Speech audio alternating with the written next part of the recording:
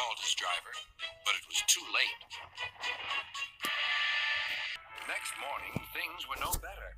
Diesel's driver had not put his brakes on properly, and Diesel started to move. He went bump straight into Percy. Later, Diesel bumped the car so hard that the loads went everywhere.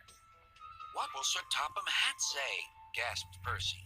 "He won't like it," said Duck. Diesel, thinking he could get away with his bad behavior, was ruder than ever. Next day, he was shunting freight cars full of china clay. He banged the cars hard into the buffers, but the buffers weren't secure. The silly cars were sunk. "Now for our plan," giggled the cars. "Go faster, go faster." They pushed Thomas over the switches. "Slow down," called Thomas's driver, and applied the brakes.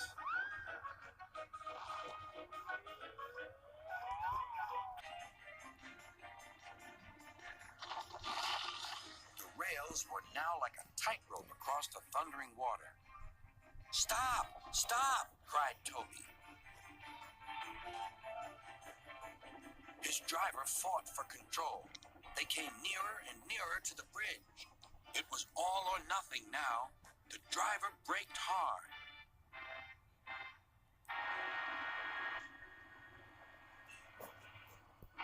Toby stopped, still on the rails, but with his wheels treading the tightrope over the abyss. "Mind your backs," he shouted. Then there was trouble. The beehive fell and broke open. The station cleared like magic. They liked to have fun together and often play tricks on the workmen.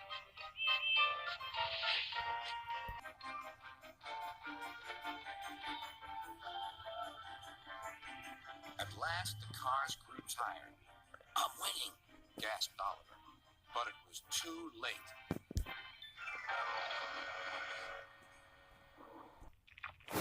"That's a strange noise," gasped Bill. "I've never heard a noise like that before." "I have," whispered his driver nervously. "It sounds like a rock slide to me." Then came the alarm. "Danger! Clear the quarry!" shouted the quarry master. Workmen scrambled into the cars. "Thank goodness we're here," said the twins. They were just puffing out of the quarry when, "Help! Wait for me!" The workmen had been left behind, then waited as the man climbed quickly aboard. The twins left the quarry just in time.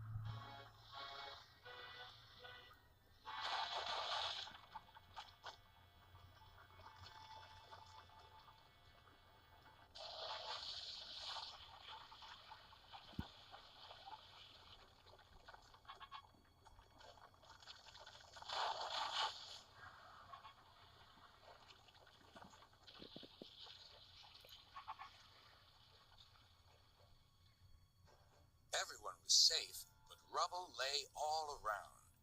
"Oh dear," said Bill. "This wasn't our fault. I hope Sir Topham Hatt will understand." And indeed he did. Which had failed, and that he had been diverted into a siding. "Look out, Percy!" shouted his driver, and applied the brakes, but it was too late. Thing to do go wrong. He would say, "That would never suit his grace. Rode roughly and often came off the rails."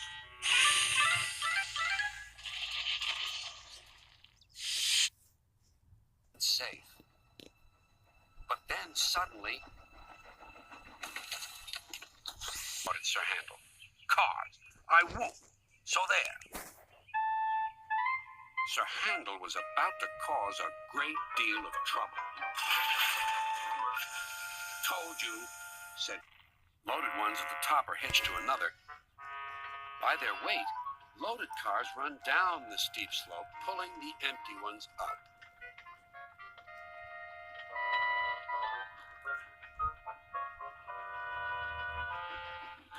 Peter Sam duly waited at the bottom of the slope. Couldn't see him properly. They thought he was Sir Handel. Their chance for trickery had come. "Faster! Faster!" they yelled. No, no, wailed the empty cars. It's Peter Sam. But it was no use. Hurrah, hurrah, roared the cars. Peter Sam shut his eye, encouraged his driver. Keep it up. Soon they were near the first station. Duncan was pleased. Nothing's happened. Nothing's happened, silly old diesel. Clever me. And he rocked and rolled along the line. Steady, boy, checked his driver. But it was too late. Sleepers and ballast, I'm off. There's something hanging from the roof, shouted his driver. Peter Sam came out of the tunnel, a different-looking engine. Then there was trouble.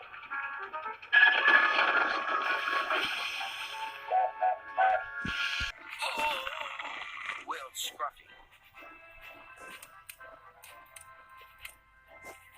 I'm coming apart!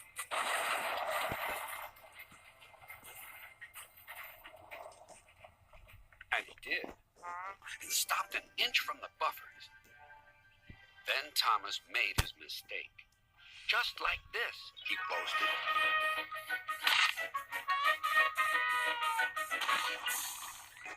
Then there was trouble.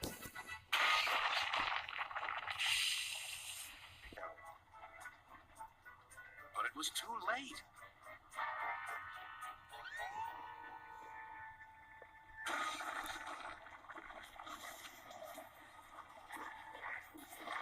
Cried Percy, but Tom was out of sight.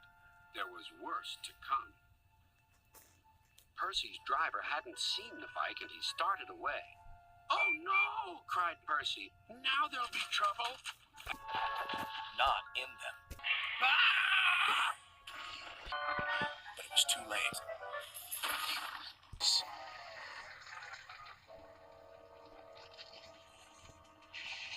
What happened to that one? James asked.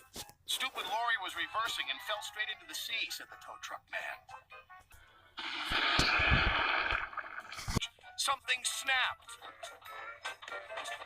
He veered out of control, and Sir Topham Hatt landed in a muddy ditch close to where Thomas was taking on water. Bother! Bother! He painted. Henry had an accident.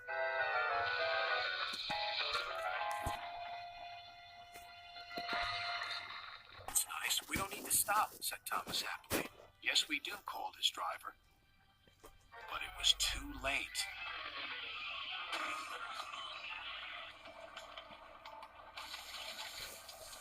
My way! But the freight car wouldn't move until Gordon forced it.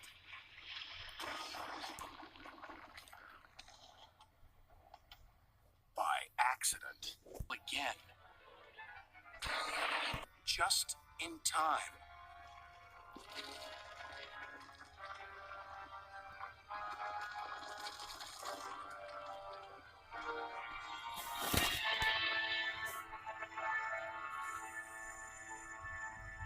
Struck.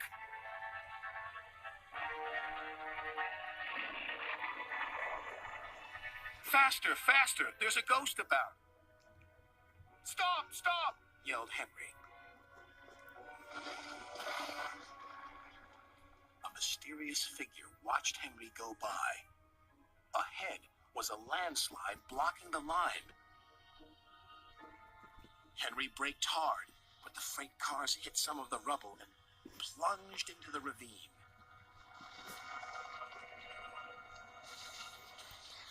You two are the only thing you'll have left to share is trouble. Silly, snapped Bill.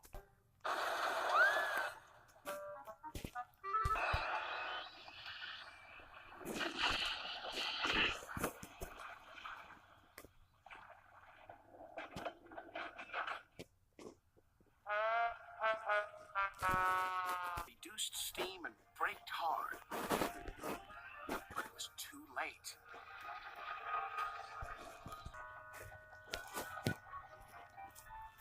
Disaster lay ahead. Suddenly, Toad found it fun, but the fun was soon over. A crossing lay ahead and the gates were closed. Toad couldn't stop. Straight into a muddy pool.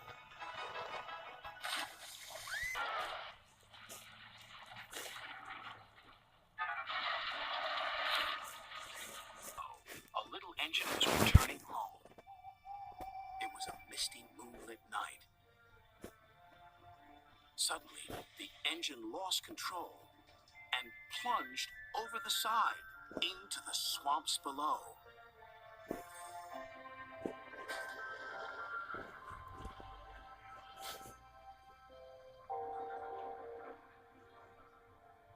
He was never found again.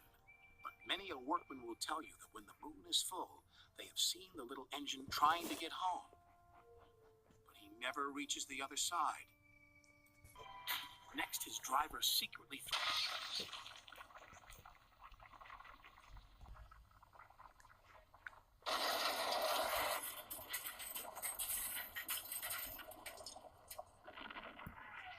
said a workman. But he was wrong. The freight cars plunged into the ravine.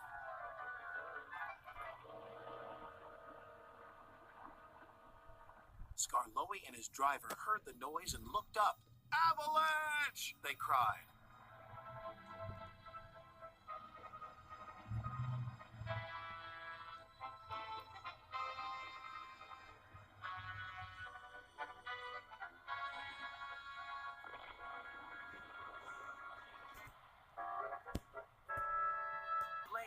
He went off the rails at Bulgy's Bridge, dead of the trucks. "Harold is in trouble," Percy cried. "We must try to help him." He was crushed. "I can't see a thing," said Thomas. And then, before he could even think of anything else, "Bust my buffers," cried Thomas. Shouted Isabella, but it was too late. "Oh no," he cried. "Cinder!" Rock buried under the snow. Suddenly his snowplow hit the rock. "Bouncing buffers!" exclaimed Thomas. "My plow is broken." "Hit the water tower." "Cinders and ashes!" exclaimed Thomas.